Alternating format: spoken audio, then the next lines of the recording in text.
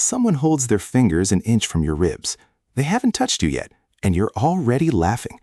Your body made that decision without asking you. It fired before contact, before thought, before you could decide whether this was funny. That flinch is not a habit you picked up. It is older than your language, older than your species, older than the hands that first learned to make a stone tool. And here's the strange part. Almost nobody gets close enough to trigger it anymore.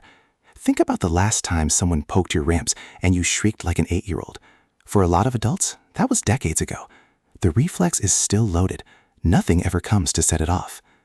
By the end of this, you'll know why the one person on Earth who can never tickle you is you, and why that failure is not a flaw. It is the reason you can tell where your body ends and where the world begins. Start with the fact that there are two of them, two entirely different sensations, both filed under one clumsy word. The first one is light, a hair drifting across your forearm, an insect walking over your ankle. It doesn't make you laugh. It makes you brush at your skin without looking.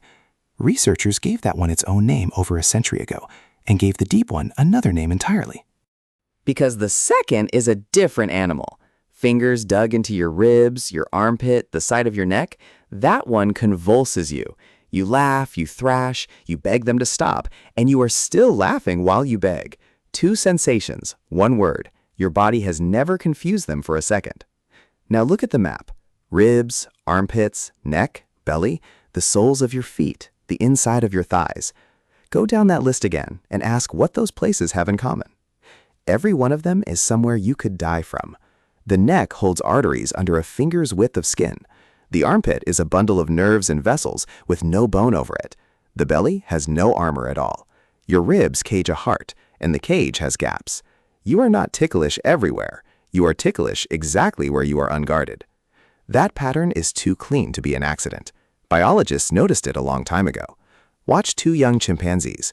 One pins the other and digs into their sides. The pinned one opens their mouth wide, pulls the corners back, and pants. It is a rough panting sound, made on the breath in and the breath out. Researchers have recorded those sounds and compared them with human baby laughter. The family resemblance holds. Not a metaphor. The same signal, running down the same branch of the tree. Millions of years before anyone told a joke. Go further out. Tickle a young rat on the belly and it chirps. The sound is far above anything your ear can reach. Jock Panksepp spent years recording those chirps. The rats chase the hand that tickles them. They come back for more. So this is not a human quirk. It is old machinery, and old machinery is usually load-bearing. Put yourself in it. It is late. A fire is down to coals. The band is 9 or 10 people, and most of them are lying close enough to touch. 2 children are tangled together in the dirt, shrieking. An older sister pins the smaller one and drives her fingers into his ribs. He screams with laughter and twists free. He comes straight back for more. Watch what he is learning while he laughs. He is learning where his own soft places are. He is learning to twist a hip out, to drop a shoulder. He is learning to get an elbow down over that gap in the ribs. And he is learning it against someone who will never hurt him. Every adult around that fire is learning something too. They are learning who is safe. You cannot tickle a stranger. Try it and you will get a fist, not a laugh. The reflex only turns into play inside a relationship that already exists, and it switches off the moment trust does. Held down by the wrong person, the same fingers are terror, same hands, same spot. The difference is entirely in who is doing it. So the laugh is doing 2 jobs at once. It is combat training that costs nothing, and it is a signal sent to everyone within earshot. It says, "This one is mine, and I am no threat." There is one more thing this reflex does. It is the first game a human ever plays, long before words. An infant cannot speak, cannot walk, cannot explain anything, but an infant will laugh at fingers on the belly and then wait for it to happen again. That is a full conversation with a turn each. Anticipation, release. Anticipation, release. It teaches a baby that another person is predictable, that hands can come close and mean no harm. That is not a small lesson. It is the first one that matters. Now the part that goes sideways, that laugh is not happiness. Watch a tickled face closely and it comes apart. The mouth does joy. The eyes do something closer to panic. People laugh while shoving hands away and shouting stop, and they mean the stop. Ask them afterwards whether it was pleasant, and many say no. Christine Harris has spent years on exactly this problem. Her work keeps pointing the same direction. The tickle laugh behaves less like an emotion and more like a reflex. A knee jerks when you tap it. You do not consider whether you agree. And there is a stranger detail underneath. You flinch before the fingers land. You are laughing at a touch that has not happened yet, which means the trigger is not the touch at all. It is the prediction of the touch. Which brings us to the thing you have never explained. Run your own fingers along your own ribs hard. Do it exactly the way someone else would. Nothing. No laugh, no flinch, nothing.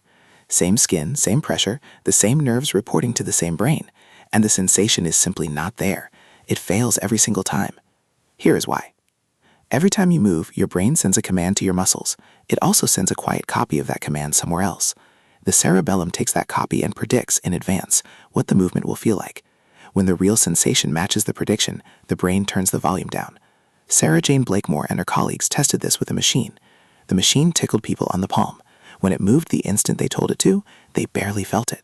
When it waited a fraction of a second, the tickle came back. When it moved off at an angle, the tickle came back. Delay it, twist it, make it not quite what you predicted, and it is ticklish again. So your brain runs a filter all day long. It runs on everything you touch and everything that touches you. Predicted means me. Unpredicted means not me. The ticklish reflex is what a failed prediction feels like. That is why you cannot tickle yourself. You are the only thing that never surprises you. And that is not a bug. That filter is the border. It is how a nervous system decides what belongs to a self and what belongs to the world outside it. Ticklishness is the alarm on that border, and it is loudest exactly where a body is easiest to kill. Now bring it home. That system is still running in you, fully intact, and in a modern life, almost nothing ever trips it. Count the people who could put a hand on your ribs. Count only the ones where it would not be strange. For many adults, the honest number is 1, sometimes 0. Your great-grandparents slept inside arm's reach of a dozen people. You live inside arm's reach of a phone. Something else went with it. The tickle reflex is play equipment. Play is the first thing an adult life throws out. Watch a group of children left alone for 10 minutes. They will end up in a pile, grabbing, poking, screaming, climbing on each other. Nobody teaches them that. Nobody has to. Then watch a group of adults left alone for 10 minutes. Everyone stands exactly 1 arm apart, looking at a screen. You were rough and silly and undignified for about 12 years. Then somebody taught you that grown people do not do that, and you believed them. The wrestling stopped, the shrieking stopped. What is left is a body braced for a game that nobody plays with it anymore. There is a flat, low feeling that sits on some evenings. It is not sadness and it is not stress. It has no obvious cause. Some of that is a nervous system built for contact, built for mischief and idling in an empty room. So take this as permission. The urge to be silly with someone is not immaturity. It is a system that expects to be used. Being ticklish means there is skin you guard, skin you would only let certain people near. That is not weakness. It is the oldest way your body names the people it trusts. And if nobody has made you shriek in years, that is not a flaw in you. It is a gap in a life, and gaps can be filled. Wrestle with a child. Be undignified with someone you love. Let the machinery run. Somebody holds their fingers an inch from your ribs. You are already laughing. That laugh is 100,000 years of practice. Your ancestors learning to survive each other's hands. It is a border alarm going off in the softest place you have, and it only fires for someone close enough to be let in. The laugh is not the joke. The laugh is proof that somebody got that close. You see the needle, and the room goes strange. Sound slides backwards, as though somebody moved the nurse 2 rooms away. The light turns thin. Your face goes cold and damp all at once. Your hands stop belonging to you, and the last clear thought you have is a small, embarrassed one. Not this. Not here. Not again. Now notice what your body just chose to do, because it is genuinely strange. Every other fear you own speeds you up. A snake in the brass, a shape in the dark, a car swerving into your lane, and your heart climbs, your blood floods your legs, your whole system gets you ready to move. This one does the exact opposite. This one lowers the lights and shuts the building down. Out of the entire human catalog of fears, this is the only one that reliably ends with you on the floor. And you are quietly ashamed of it.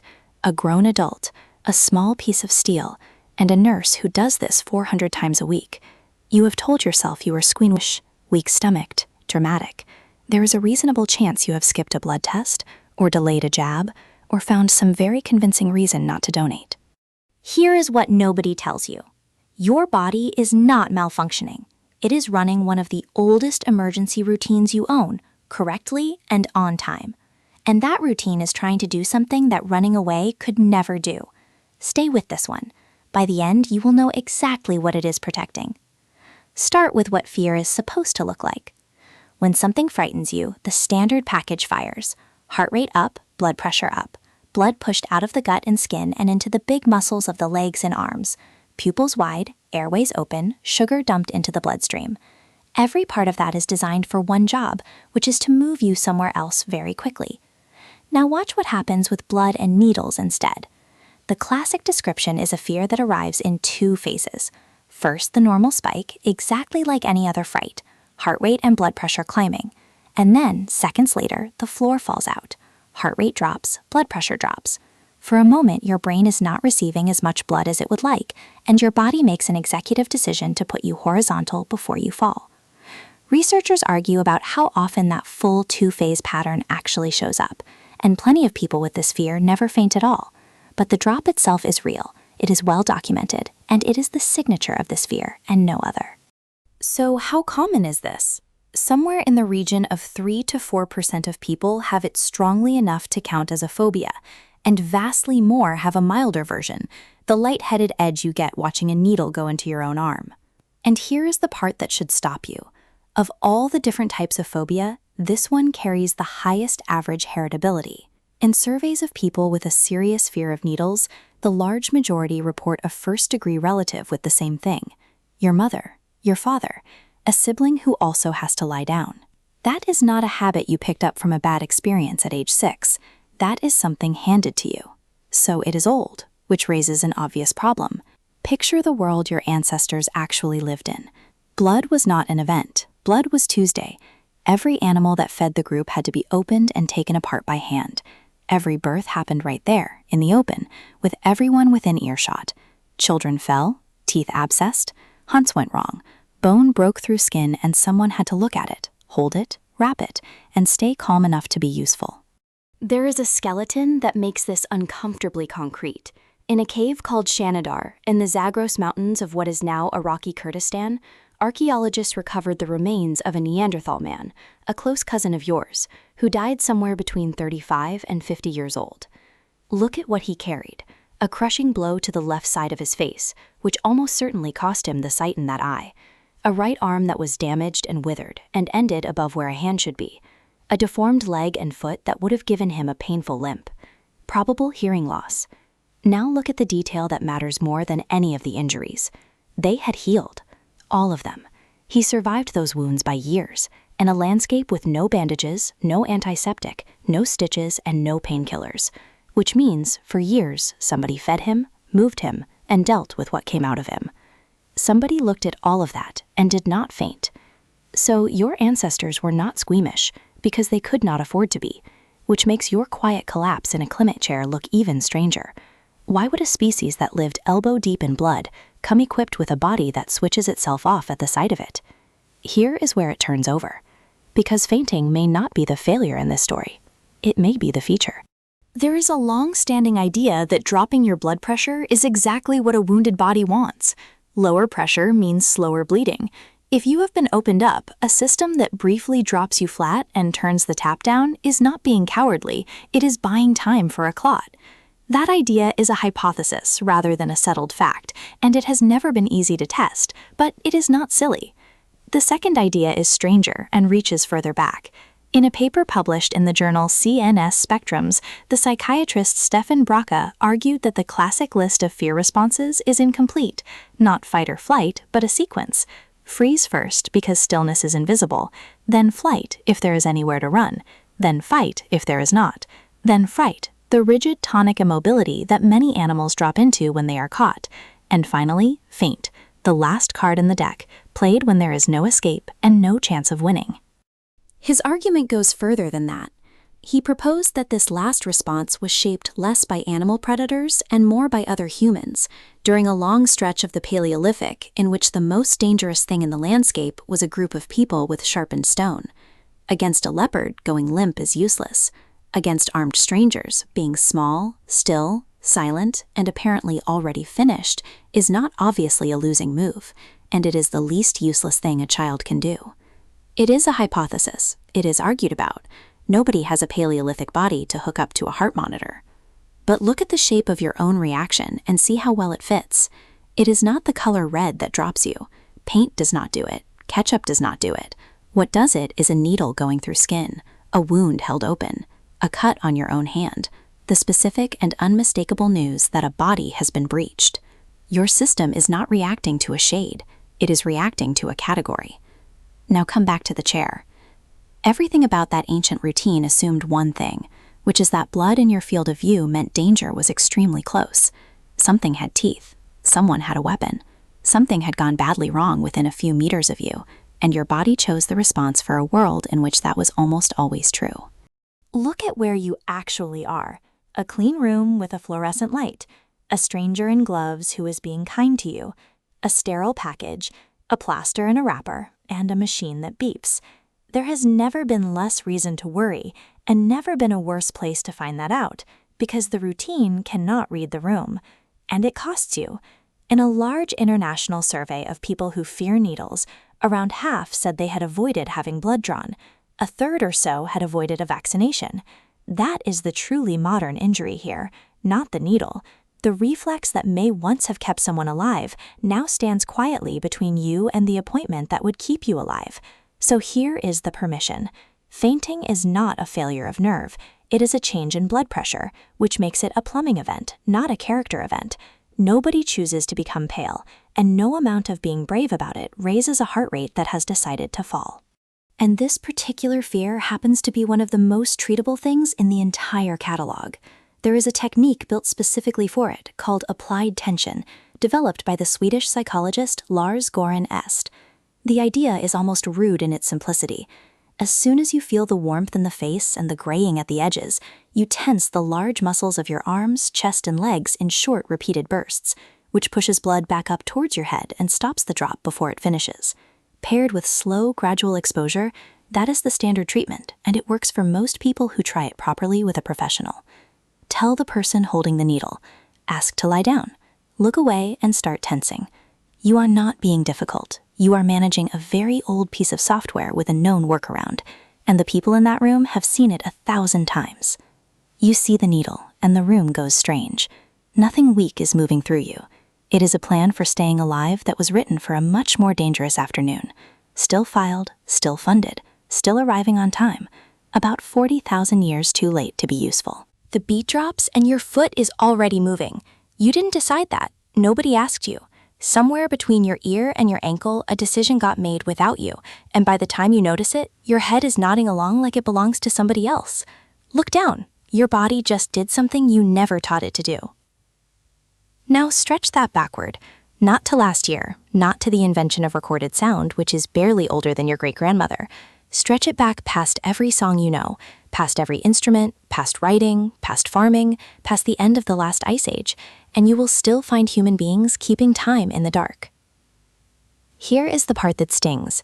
You have more music within reach right now than every human who lived before your great-grandparents put together, and you almost certainly listen to it alone, in headphones, in a car, in a room with the door shut, while a machine quietly guesses what you might like next. That loneliness is not an accident, and it is not a personal failure, because music did not evolve to be listened to. It evolved to be done. And there is one thing it does to a human body that no pair of headphones has ever managed, the exact thing your ancestors were reaching for every single time they opened their mouths together. Hold on to that. Everything else leads there. Start with the widest fact anyone has established about your species. There has never been a human society without music. Not one. When a team of researchers led by Samuel Mayer assembled the ethnographic record of song from cultures all over the world and published it in the journal Science, that was the headline. Music showed up everywhere they looked. Not just everywhere, but in the same handful of situations, over and over, in societies that had never heard of each other. People sang to dance, people sang to heal, people sang to court each other, and people sang to babies. Think about how odd that is. Cultures disagree about almost everything. They disagree about gods, about food, about who you may marry, about what counts as a crime. but every single one of them, independently, arrived at organized sound. You can watch the same instinct in a person far too young to have been taught it. In a study by Marcel Zentner and Tuomas Arela, more than 100 infants, some as young as 5 months, long before they could walk or speak, were played music, rhythmic drum beats, and recordings of speech. The babies moved to the music. They moved much less to the talking. When the tempo sped up, their movement sped up. And here is the detail that gets me. The babies who matched the beat most closely were the ones who smiled the most. Nobody trained them. They arrived with it. So the instinct is old, but how old? For a long time, that question had no hard floor, because voices do not fossilize, and neither do clapping hands. Then, in a cave in southwestern Germany called Hohlefels, an archaeologist named Nicholas Conrad and his colleagues pulled 12 fragments of hollow bone out of the ground. Fitted back together, they made a flute. It had been carved from the wing bone of a griffin vulture. It had 5 finger holes and a V-shaped notch cut into one end, and it is somewhere in the range of 40,000 years old, made by some of the very first modern humans to settle that corner of Europe. Sit with the craftsmanship for a second. Somebody chose that bone. Somebody knew which bird's wing was hollow enough, straight enough, long enough. Somebody worked out where to put the holes so the notes would land where they wanted them, and then taught somebody else, because a 5-hole flute is not a first attempt, it is a refinement. Picture the night it belonged to. A cold valley, 40,000 years ago. A river below. Mammoth country beyond it. A group of maybe 20 or 30 people, most of them related, all of them tired, tucked under an overhang of rock as the light goes out of the sky. Somebody starts a rhythm. Not a song yet, just a hand on a thigh, a heel on stone, something steady enough to lean on. Somebody else joins. Then the voices, low and wordless, sliding around each other until they lock. A child hits the beat wrong and gets it right on the next pass. And over the top of all of it, thin and clear, comes the vulture bone. Nobody under that ledge is performing. There is no audience, there is no stage, and no one is any good. And it does not matter in the slightest, because the point of what they are doing is not the sound. Watch their bodies instead. 30 people who spent the whole day scattered across a valley, competing, arguing, dividing food, are now breathing at the same rate. That is the entire trick, and it took modern science an embarrassingly long time to notice it. Here is where the story turns on you. That flute is not the beginning of music. It cannot be. A carved instrument with 5 tuned holes is what appears at the end of a long tradition, not the start of one. The way a printing press is not the beginning of storytelling. The flute is a receipt. It is proof that by 40,000 years ago, music was already so established, so obviously worth the trouble, that people were spending scarce hours and scarce material building machines to make more of it. Which means the first instrument came long before, and you are carrying it. Your voice, your hands, your feet, your lungs. And music's job was never beauty. Beauty is a side effect. Its job was to solve a problem your ancestors could not solve any other way. How do you hold a large group of people together? Other primates do it by grooming, one-on-one, fingers through fur, hours of it. That works, but it does not scale, because you cannot groom 30 individuals in an evening. Sound scales. A voice reaches everybody at once. And when the researcher Robin Dunbar and his colleagues tested what synchronized movement actually does to a body, what they found was chemical. People who danced in time with others showed a raised pain threshold afterward, a standard proxy for endorphin release, and reported feeling closer to the strangers they had danced with. People who moved out of sync got neither. The bonding did not come from the music being good. It came from the bodies matching. There is more. In a set of experiments by Scott Wiltermuth and Chip Heath, people were asked to walk in step, or sing together, or move in time, and then play economic games in which cooperating cost them something personally. The ones who had synchronized cooperated more. And it was not simply because moving together put them in a good mood, because the researchers checked that. Something underneath mood had already decided that these were now their people. That is the payoff your ancestors were chasing every night, not entertainment, not art, a shortcut into other human beings, a way to walk into the dark as 30 separate anxious animals and walk out as one thing that trusts itself. Now come back. Look at what you did with that inheritance. You perfected the sound and deleted the room. Your headphones deliver a fidelity no ancient human could have imagined. Every breath and every string straight into your skull, where exactly one person can hear it. Your playlist knows you better than your neighbors do. You can hear 10,000 voices tonight and be heard by none of them. And somewhere along the way, you quietly agreed that you are not musical, that singing belongs to people with good voices, that dancing belongs to people who look right doing it. So you stopped. Around age 11 or 12, most people stop making the sound and start only receiving it, and the oldest machine you own goes idle in your chest. Have you noticed which moments still get through? The stadium, when 80,000 people sing a chorus no day organized. The car with your friends, all shouting the same words badly. The funeral. The birthday song, the most poorly performed piece of music on earth, which somehow still works every time. Those moments land hard, and you probably file it under nostalgia. It is not nostalgia. That is a 40,000-year-old system switching on for 3 minutes and finding, at last, something to do. So here is the permission. You do not have to be good. You were never supposed to be good. The vulture bone flute was not built for a concert hall, and the people gathered around it could not carry a tune any better than you can. Sing in the kitchen. Sing wrong. Tap the wheel. Hum to a baby, badly, in the dark, the way people have hummed to babies for longer than any language has existed. The system is not grading you. It only ever checked one thing, which is whether you joined in. Put the headphones down once in a while and make the sound yourself, near somebody. That is all it ever asked of you. The beat drops and your foot is already moving. It was never only your foot. It is 30 people under a rock ledge in a cold valley, breathing together, refusing to be separate, and some part of you is still keeping their time.